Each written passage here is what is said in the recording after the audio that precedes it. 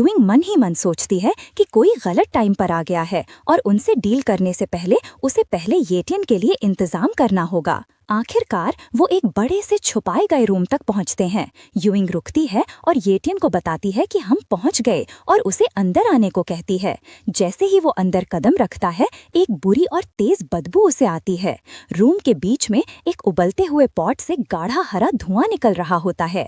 अपनी नाक को ढकते हुए येटियन एक डिस्गस्टेड गंदा फेस बनाता है। सोचता है कि ये गंदी स्मेल किस चीज की है और मजाक में सोचता है कि ये यूए फैमिली का कचरा फेंकने का तालाब तो नहीं है। लेकिन ये कचरा नहीं था, वो पॉट बॉडी टेम्परिंग पोशन से भरा हुआ था, एक रेयर और स्ट्रॉन्ग मिक्सचर जो बॉडी को स्ट्रॉन्गर बनाता है। यूइंग अंदर जाती है जहां एक बुजुर्ग आदमी सफेद कपड़ों में, जो शायद एक एल्केमिस्ट है, मिक्सचर को हिला रहा होता है। वो पूछती है कि क्या सब तैयार है। वो आदमी जवाब देता है, बस हो ही गया है, बस आखिरी जार भरना बाकी है, और कहता है कि पोशन इस बार बहुत अच्छा बना है। येटियन उसके पीछे पीछे चलता है। यूइंग अग्री करती है, कहती है कि हाँ, लग रहा है सब ठीक से हो रहा है। वो आदमी गर्व से हंसता है और कहता है कि तुम मेरी स्किल्स पर भरोसा कर सकती हो। जब प्रोसेस लगभग पूरा हो जाता है, यूइंग अचानक येटियन को कहती है कि अपने कपड़े उतारो। येटियन हिचकिचाता है और उसकी तरफ देखता है, पूछता है, क्या तुम सीरियस हो? वो फिर से कहती है, जल्दी करो। जब वो हिलता नहीं है तो वो उसे जबरदस्ती करने की कोशिश करती है। शर्म के मारे येटियन जल्दी से कहता है कि तुम्हें ये करने की जरूरत नहीं है, मैं खुद उतार सकता हूँ। कपड़े उतारने के बाद येटियन पूछता है कि अब मैं क्या करूँ। यूइंग उबलते हुए पॉट की तरफ इशारा करती है और उसे इसके अंदर बैठ जाओ कहती है। येटियन हैरान हो जाता है और पूछता है, क्या मैं सच में इस चीज में बैठकर ग्रैंडमास्टर बन सकता हूँ? यूइंग समझाती है कि ये पोशन बहुत कीमती, वैल्यूएबल है और इसे कम नहीं समझना चाहिए। ये बहुत सारे मिस्टिकल एलिक्सर, जादुई दवाइयों से बना है। सबको यूए फैमिली की सीक्रेट रेसिपी से मिक्स किया गया है। वो उसे बताती है कि अगर तुम अगले 2 दिनों के अंदर इन चारों जार्स की सारी मेडिसिन एब्जॉर्ब कर पाए तो तुम पक्का ग्रैंडमास्टर के लेवल तक पहुंच जाओगे। येटियन उस गर्म हरे लिक्विड में कदम रखता है। जैसे ही वो बैठता है, उसे पूरे जिस्म में तेज दर्द महसूस होता है। यूइंग उससे पूछती है कि कैसा लग रहा है, जिस पर वो कहता है कि बहुत दर्द हो रहा है और ऐसा लग रहा है जैसे हजारों सुई, नीडल्स मेरी खून की नसों में चुभ रही हैं। यूइंग समझाती है कि ये पोशन उसके मेरिडियंस खोल रहा है और उसे ये दर्द सहना ही होगा। वो उसे वॉर्न करती है कि अगर तुम अभी बाहर आ गए तो सारी मेडिसिन बर्बाद हो जाएगी। येटियन उसे तसल्ली देता है, कहता है कि मैं ये दर्द सह सकता हूँ और ये मेरे लिए कोई बड़ी बात नहीं है। यूइंग फिर उस आदमी को कहती है कि उसे और भी काम है और वो अभी जा रही है। वो उसे कहती है कि अगर कुछ भी गड़बड़ हो तो मुझे तुरंत बुलाना। जाते जाते वो येटियन को मुड़कर देखती है और मन ही मन खुद से कहती है कि इसे ग्रैंडमास्टर बनना ही होगा। बाहर यूए फैमिली के मैंशन के ऊपर वाले हिस्से में आसमान में एक बड़ा सा शिप दिखाई देता है। वो जमीन पर एक जोर की आवाज के साथ लैंड करता है। जमीन कांप जाती है। यूए क्लैन का लीडर, जो उन्हें रिसीव करने के लिए इंतजार कर रहा था, खुद से कहता है कि इतनी देर लगाने के बाद आखिरकार ये लोग आ ही गए। एक लंबा आदमी लंबे पर्पल कोट में शिप के किनारे पर खड़ा होता है। उसको फॉर्मेशन अरे मास्टर नीचे के नाम से जाना जाता है, एक ग्रैंड मास्टर लेवल का एक्सपर्ट। जैसे ही वो नीचे उतरता है, एक आदमी रिस्पेक्ट दिखाने के लिए गहराई से झुकता है। उसके बगल में एल्डर यूए उसे रिस्पेक्टफुली ग्रीट करते हैं। यूए फैमिली के रिप्रेजेंटेटिव के तौर पर बोलते हुए वो ग्रैंड मास्टर नाय का उनकी तरफ से स्वागत करते हैं। नीची सीधे पूछता है कि क्या हम बिजनेस की बात कर सकते हैं। जब वो साथ चल रहे होते हैं, आसपास के लोग हैरान होते हैं। वो नोटिस करते हैं कि क्लैन लीडर उस आदमी को कितनी रिस्पेक्ट दे रहा है। उनमें से एक कहता है कि मैंने सुना है ये आदमी एक फॉर्मेशन अरे मास्टर है। दूसरा शॉक हो जाता है, कहता है फॉर्मेशन अरे मास्टर्स तो बहुत ही रेयर और लेजेंडरी होते हैं।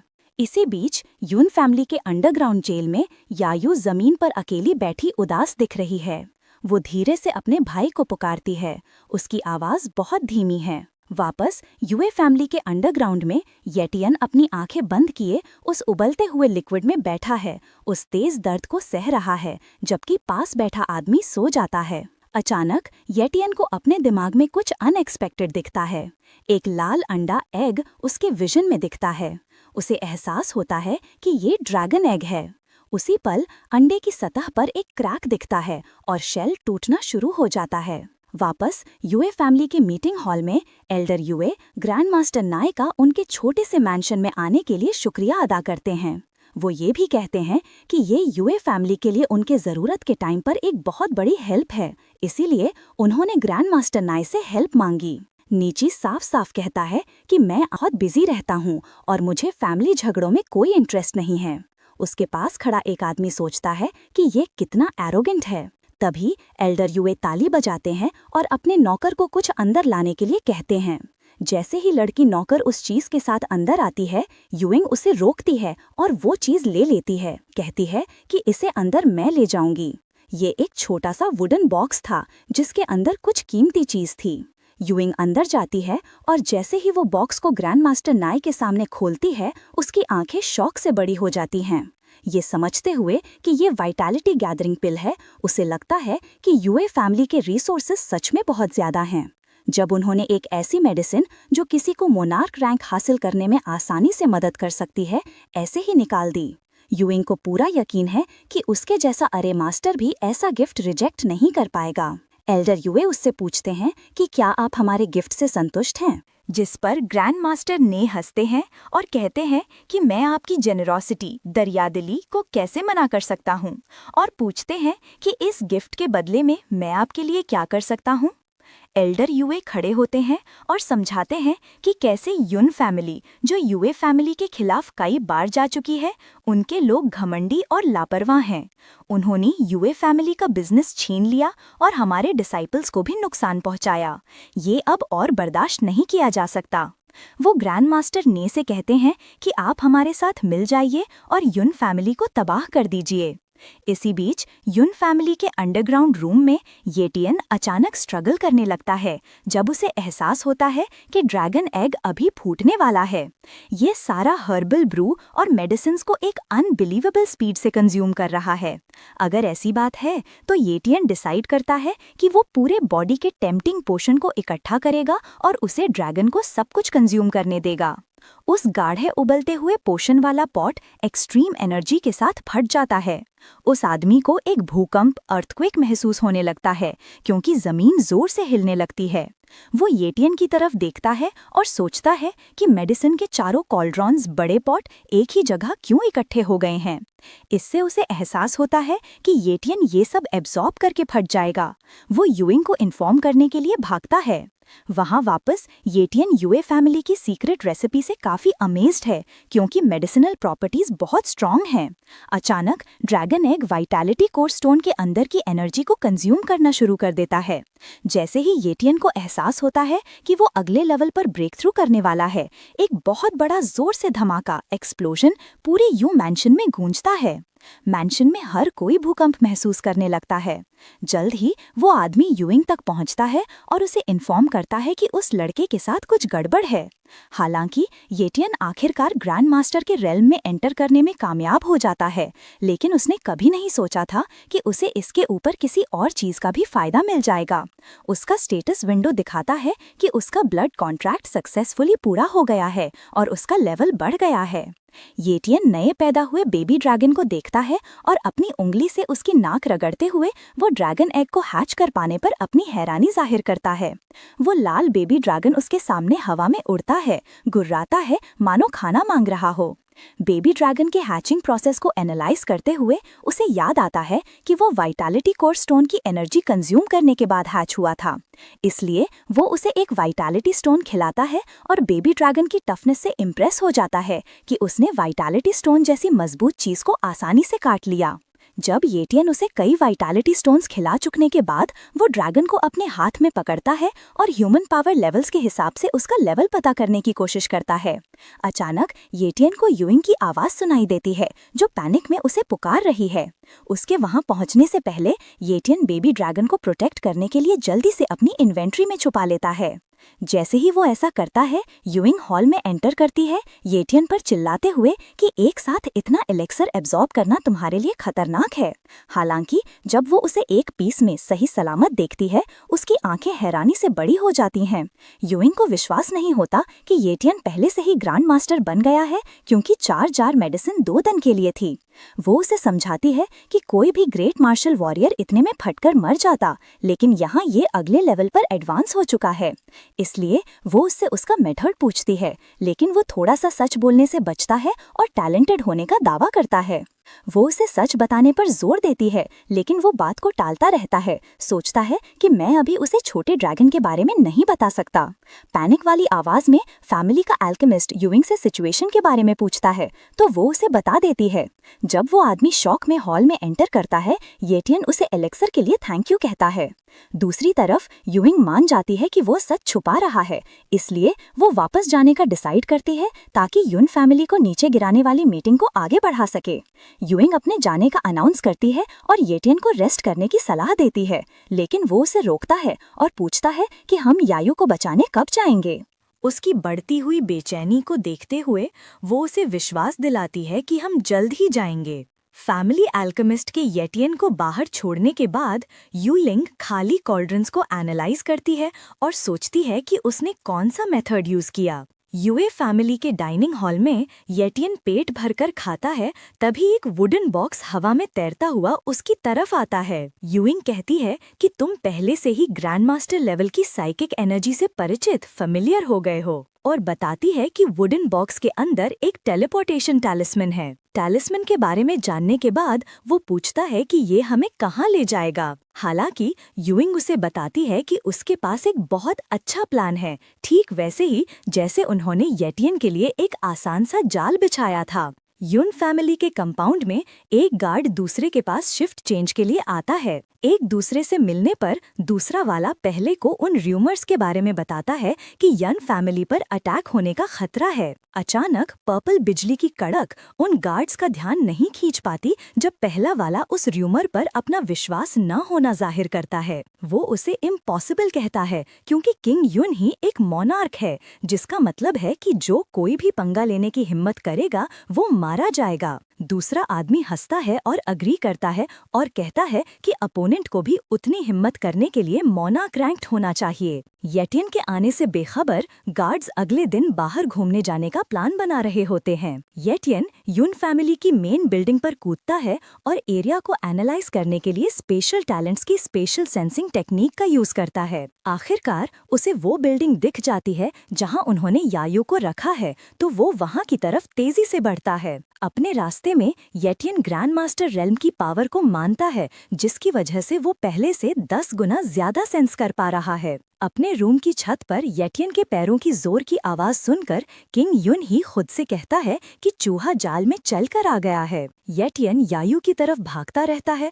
और अपनी टेलीपोर्टेशन स्किल्स का यूज करके बिल्डिंग के बेसमेंट में एंटर करता है। हालांकि जैसे ही वो बेसमेंट में कदम रखता है, वो सिल्वर बालों वाली औरत के आदमी के एक स्ट्रॉन्ग पंच से बस बाल बचता है। वो नोटिस करता है कि वो इस आदमी को अपने स्पेशल सेंसिंग से सेंस नहीं कर पाया था, और सोचता है कि क्या उसने अपनी प्रेजेंस को छुपाने के लिए कोई मिस्टिक टेक्निक यूज की थी। फिर भी 1 सेकंड बर्बाद किए बिना येटियन अपना हाथ घुमाता है और उस आदमी के चेहरे पर सीधा मुक्का मारता है और फिर बाइंड स्पेल डालता है। इस साइकिक एनर्जी से उस आदमी का मास्क टूट जाता है, क्योंकि ये एक ग्रैंड मास्टर के लेवल की थी और वो आदमी एक एडवांस्ड मार्शल वॉरियर भी नहीं था। जब वो आदमी जमीन पर गिरता है, येटियन सोचता है कि युन फैमिली ने यायू की देखभाल के लिए सिर्फ एक एडवांस्ड मार्शल वॉरियर ही क्यों रखा था। फिर भी यायू अपने भाई को केज के पीछे से देख लेती है और उसे पुकारती है, तो वो उसकी तरफ बढ़ता है और अंदर जाने के लिए केज खोलता है। वो तुरंत उसे गले लगा लेती है और रोने लगती है, लेकिन वो उसे कंफर्ट करने की पूरी कोशिश करता है और सारा इल्जाम खुद पर लेता है कि मैंने तुम्हारा ध्यान नहीं रखा। वो फिर तुरंत उसका हाथ पकड़ता है और उसे अपनी पीठ पर बैठाकर भाग जाता है, जबकि यायू येटियन की बेइंतहा बढ़ी हुई स्ट्रेंथ को नोटिस करती है और सोचती है कि उसने ये रैंक पाने के लिए कितना कुछ सहा होगा। तभी एक ब्लेड उनकी तरफ उड़ता हुआ आता है और आकर ठीक उनके सामने गिर जाता है। येटियन हैरानी में पीछे हट जाता है और ऊपर उस दिशा में देखता है जहाँ से वो आया था। सिल्वर बालों वाली औरत अपनी उंगली के एक इशारे से अपना हथियार वापस बुला लेती है। जब उसे ये पक्का हो जाता है कि उसे येटियन का अटेंशन मिल गया है, वो कहती है कि ये हमारी पहली मुलाकात है और डिमांड करती है कि वाइटालिटी स्टोन कोर मेरे हवाले कर दो। यायू ऊपर सिल्वर बालों वाली औरत यूनफोंग को देखती है और येटियन को इन्फॉर्म करती है कि ये वही औरत है जिसने मुझे किडनैप किया था और शाओ जिन को चोट पहुंचाई थी। ये कहते हुए मुझे पता है, येटियन यायू को कहीं जाकर छुप जाने का ऑर्डर देता है क्योंकि यूनफोंग उसे ज्यादा ट्रबलसम परेशान करने वाली है जितना उसने सोचा था। जब यायू भाग जाती है, यूनफोंग येटियन की तरफ नीचे आती है और अपना हथियार येटियन पर तान देती है, जिससे वो बस नैरोली ब्लॉक कर पाता है। जबकि वो उसकी तेज स्पीड को मानता है, वो कहती है कि तुम कैसे ग्रैंड मास्टर रेल्म तक पहुंच गए और उसका मजाक उड़ाते हुए पूछती है कि क्या तुम्हें यूआई फैमिली से बहुत सारे बेनिफिट्स मिले हैं। हालांकि वो उसे धक्का दे देता है और उसका हथियार उसके हाथ से छुटवा देता है और कहता है कि तुम बहुत ज्यादा बोलती हो। अपना बैलेंस वापस पाते ही यूनफोंग अपना हथियार येटियन की तरफ घुमाती है और उनकी लड़ाई हवा में शुरू हो जाती है, जबकि यायू जमीन से अपने भाई को चीयर कर रही होती है। अचानक उसे अपने पीछे किसी अजीब से चीज के होने का एहसास होता है और उसकी आंखें डर के मारे फैल जाती हैं। एक तेज वार के साथ किंग युनही उसे उसके घुटनों पर ले आता है। येटियन नोटिस करता है कि जमीन पर क्या हो रहा है और वो अपनी बहन की चिंता में डिस्ट्रैक्ट हो जाता है। इस डिस्ट्रैक्शन का नतीजा ये होता है कि उसे यूनफोंग के हथियार से स्क्रैच लग जाता है और वो उसे कहती है कि फोकस में रहो। गुस्से में येटियन स्ट्रेंथ टैलेंट का यूज करता है और उसके मसल्स सूजकर बड़े होने लगते हैं।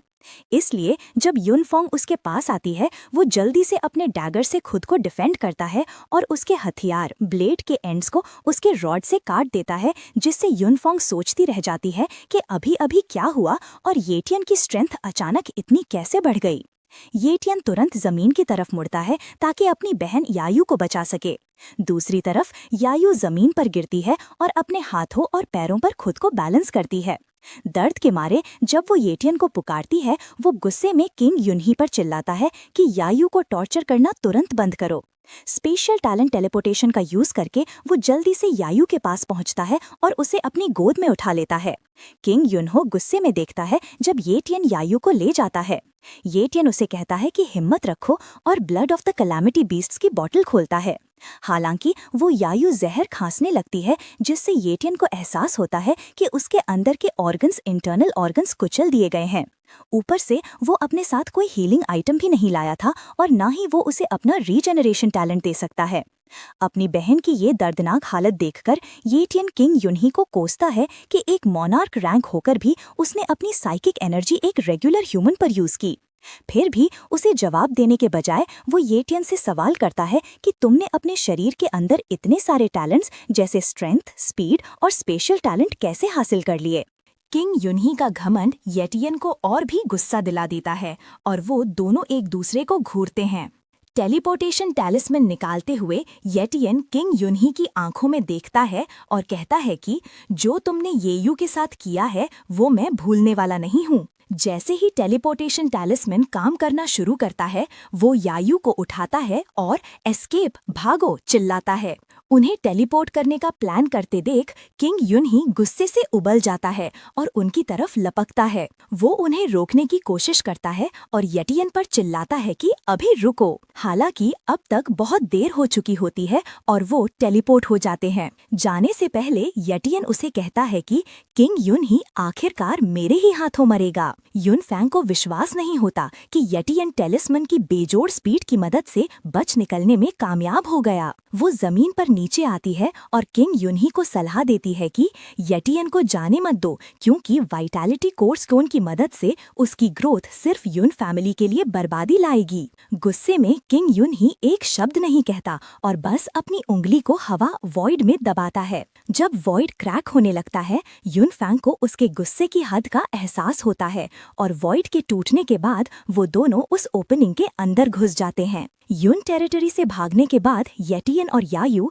300 किलोमीटर दूर एक छोड़े हुए ट्रेन स्टेशन पर टेलीपोर्ट होते हैं। वो उसे उठाता है और चलने लगता है। जब जाओ यू वहाँ पहुँचती है, यायू की हालत देखकर जाओ उसके चोटों के बारे में चिंतित हो जाती है। येटियन उससे रिक्वेस्ट करता है कि यायू को यूए फैमिली ले जाओ ताकि उसका इलाज हो सके। इसलिए वो अग्री करती है और यायू को पकड़ती है। उसको येटियन को अचानक शाओ यू की धीमी स्पीड के बारे में याद आता है, इसलिए वो शाओ जिन को बाहर निकालता है और उन दोनों को शाओ जिन को सौंप देता है। जब वो तीनों चले जाते हैं, येटियन एक लोकेशन पर जाता है जहां वो फिर से किंग युनही और युनफैंग से मिलता है। वॉइड से बाहर कदम रखते ही किंग युनही येटियन के पास टेलीपोर्टेशन टैलिस्मन होने पर हैरानी जाहिर करता है और उसका मजाक उड़ाता है कि तुमने ये जगह दफन होने के लिए चुनी है। जब येटियन उसे वही डायलॉग वापस कहता है, वो येटियन को चैलेंज करता है कि देखते हैं तुम्हारी आस्तीन में और कितने ट्रिक्स हैं। किंग किलर फॉर्मेशन अरे शुरू हो जाता है और किंग युनही और युनफैंग एक न खत्म होने वाले बर्फ के जेल से घिर जाते हैं। वो जल्दी से समझ जाता है कि ये एक फॉर्मेशन अरे है जो येटियन ने पहले से ही लगा रखा है। जैसे ही वो युनफैंग का हाथ पकड़ता है, वो दोनों बर्फ से टकराते हैं और उसके अंदर जम जाते हैं। येटियन अभी फॉर्मेशन अरे की ताकत की तारीफ करने में बिजी है, जिसके सामने एक मोनार्क भी नहीं टिक पाया। तभी उसे एक आवाज सुनाई देती है। नी, यूइंग और एल्डर यू वहां पहुंचते हैं और एल्डर यू येटियन की तारीफ करते हैं कि उसकी वजह से उनका प्लान आसानी से काम कर गया। वो येटियन को युनही को यहाँ लाने के लिए थैंक यू बोलता है और कहता है कि भले ही उसका यानी नीची का अटैक युनही को मार नहीं पाया, पर उसने युनही की लड़ने की सारी शक्ति, फाइटिंग स्किल्स छीन ली है। दोस्तों, मैंने अभी तक जितने भी एपिसोड इस मानहुआ के आए हैं, उन सब को एक्सप्लेन कर दिया है। तो अब से न्यू मानहुआ स्टार्ट करेंगे।